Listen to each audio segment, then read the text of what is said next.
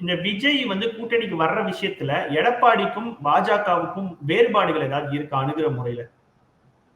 ஒரு வேறுபாடு இல்லைங்க. அதாவது பொதுவா இவங்க என்ன நினைக்கிறாங்கன்னா, நம்மகிட்ட இத்தனை சதவீதம் இருக்கு, சேர்த்தா இவ்வளவுதான் வருது, திமுக இவ்வளவு சதவீதம் இருக்கு, நடுவுல ஒரு துண்டு விழுது, அந்த துண்டு விழுகிற பட்ஜெட்டை விஜய் வந்து நிறைவேற்றுவார் அப்படிங்கிறது இவங்க எதிர்பார்ப்பு.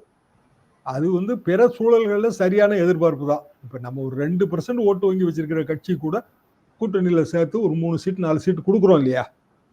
ஆனா ஒரு நடிகர் வந்து முதல் ஒரு கட்சி ஆரம்பிச்சு வரும்போது அவருடைய எதிர்பார்ப்பு எகிரும் ஆட்டோமேட்டிக்கா.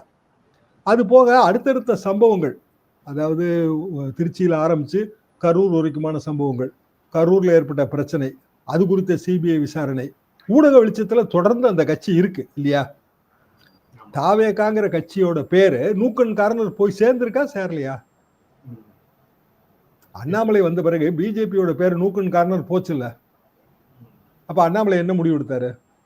தனித்து போட்டிடுவோம், நம்ம தலைமையில கூட்டணி, நம்ம ஜெயிச்சிடலாம் அப்படிதான் அவர் நினைச்சாரு. அப்படிதான் நினைப்பாங்க.